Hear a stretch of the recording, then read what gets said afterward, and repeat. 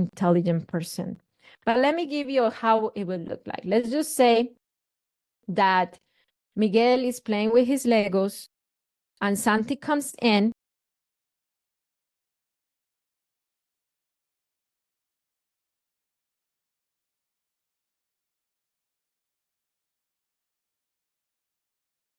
and he tries to grab one of Miguel's Legos, and Miguel, instead of yelling no and trying to push him away, he says, "Hey, Santi, I'm playing with my Legos. It's still my turn. You need to wait for your turn." That's an emotional intelligent child, because that child, number one, understood his feelings, understood his needs, was able to communicate his boundary in a respectful way, and that child understood the other child's feelings and needs. Is that really feasible for a kid? What you are going to see is that as you train your children in emotional intelligence, you are going to see little sparks of light with them, kind of like, oh, that sounded nice. And I see it as well with my twins, but a fully mature interaction, you are not going to see it until they're adults. So I wanted to start it here with that, because I'm going to teach you this, but not for you to expect that with this, they're going to be so mature and solve all their conflicts in such a sophisticated way. But you are going to start seeing little sparks of maturity in them, if that makes sense. If it doesn't make sense, raise your hand and then I could answer your question. So what is coaching kids on emotional intelligence? It's basically that, for them to understand how they feel, how I feel when Santi is coming here to try to take one of my Legos that I'm still playing with, to understand how I feel, to know how to communicate how I feel in a safe way, and to know how to set boundaries. So that's one side of emotional intelligence. The other side of emotional intelligence is for them to learn how the other one feels and what the other one needs. And there is a higher level, I would say, like the highest level of emotional intelligence is somebody who understands, I feel this, I can communicate this person feels that, this person needs that. I see both of our needs, and together we can come up with a solution to meet both of our needs.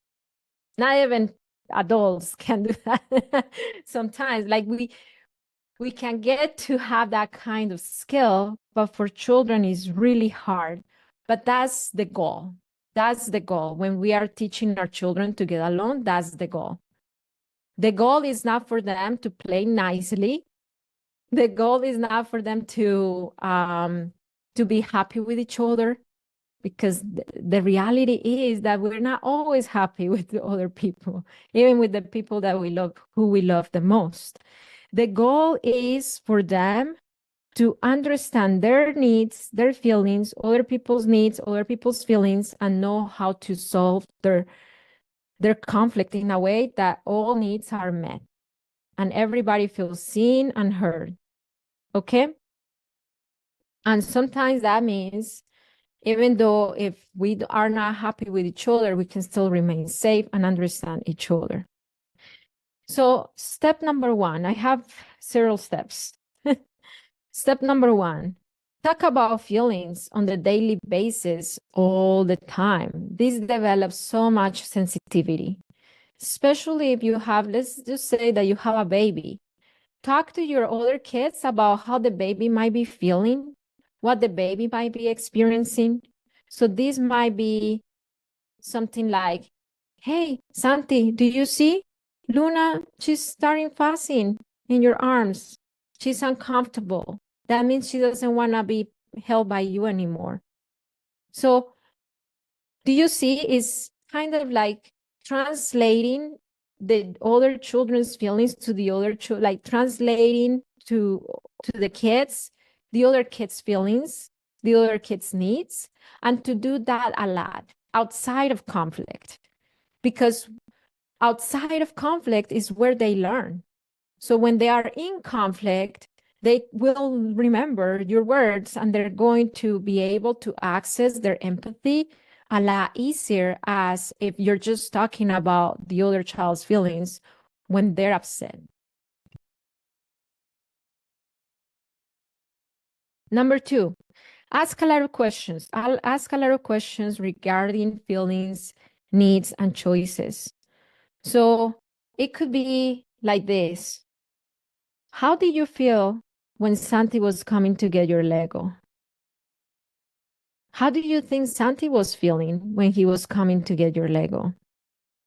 What did you want to tell Santi? How did you push Santi down? How did that work out for you? Did your brother get what he wanted? How do you think he felt after you pushed him down? What do you think you might try next time to set your boundary? And remember, all these things are when they're calm, because if they are escalated, then you go to the last week's class, you review what I taught you, and you work on the escalation. But once they are de-escalated, these are the steps. Model wording. Model wording. I don't know if I'm pronouncing it right. I'm gonna write it in the chat because I always pronounce it wrong. Model giving them wording. Let me give you an example. Again, with my twins, and this is a made-up example. It didn't really happen, but this would, if this interaction happened, it would go something like this. Let's just say that Miguel is playing with, let's not use Miguel. Let's just say Santi is playing with his Leo car, and then Miguel, he sees Santi, he sees the Leo car, he's like, oh, okay. He goes to Santi, and instead of asking to play with him, he pulls them by the shirt and he drags them to him. Santi turns angrily and he's about to push him down. Okay, so the interaction might something like this. Santi, hold on, I have it here. I wrote it down. Santi, how can you tell Miguel what you're feeling without hurting him? If he has the words, then allow him to express himself. If not, you can give him the words. You can say, hey, Santi, tell Miguel, don't pull my shirt. I don't like it when you pull my shirt. And then you go to Miguel because you don't take sides. You're not like, hey, Miguel, stop pulling Santi's shirt. No, don't take sides. Miguel, what are you trying to do? I know you're not trying to hurt your brother. What are you trying to do? I just want that toy that he's playing with. I just want to play with him. Okay. So communicate that with him. Tell him. How are you going to tell him? Santi, can we play? Okay, that's great. That sounds great. Hey, Santi, Miguel is asking you if you can play with him. Let's just say that Santi is still kind of mad. He said, no. I'm like, okay, Santi, how can you tell him that you don't want to play with him in a kind way? If he's still escalated, then you go back to the class from last week, you work on the escalation. But if he's kind of like upset, but he's able to follow your lead on this, then give him the wording, or allow him to just express himself. So maybe you can say, Miguel, I'm not ready to play with you yet. Tell him, Miguel, I'm not ready to play with you yet. And then Miguel, because he wanted to play, he's going to throw a tantrum. That's very expected considering his developmental stage, even at 8 years old. So in that regard, we are going to be Miguel's emotional container and de-escalate him while helping Santi hold his boundary.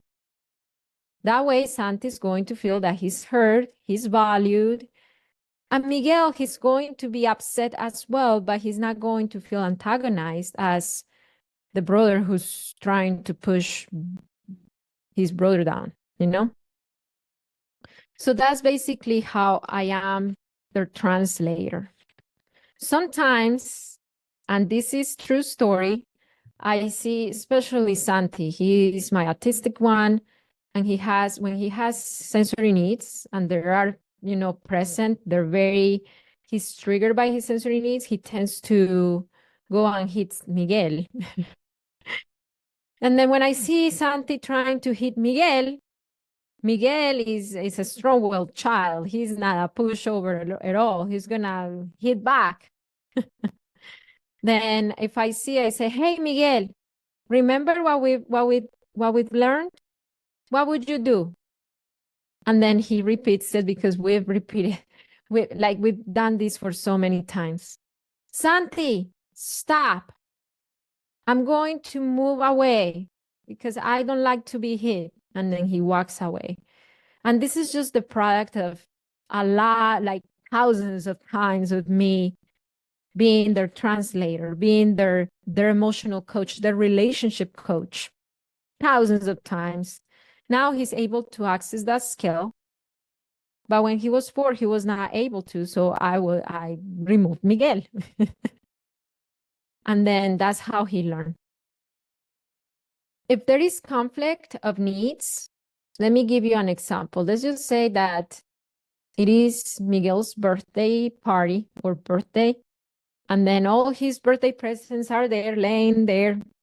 And then Santi comes in to try to open one of Miguel's presents, and Miguel gets really upset about it.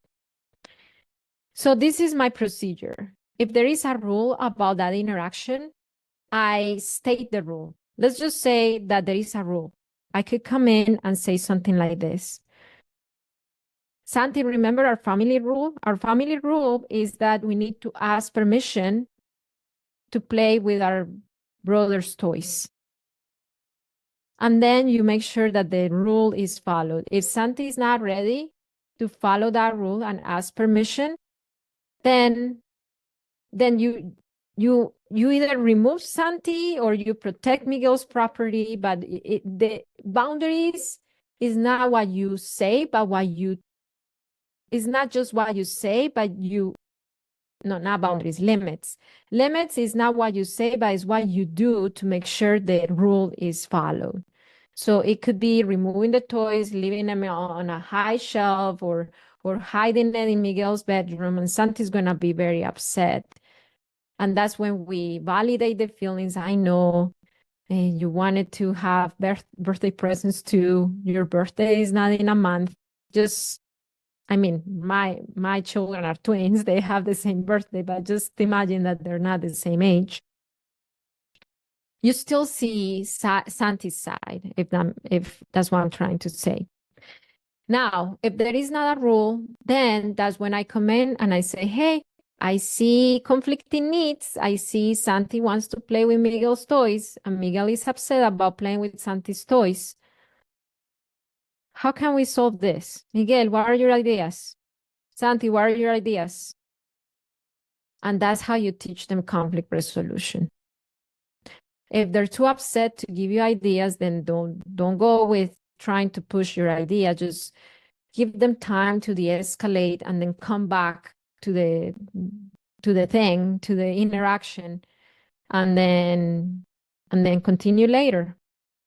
Bottom line, you could either together co-create a rule for the future interactions, or you could create a right now rule. So for today, the rule is that Miguel gets to play with all his toys without Santi's intervention. Okay, and that was the agreement that we have for that day.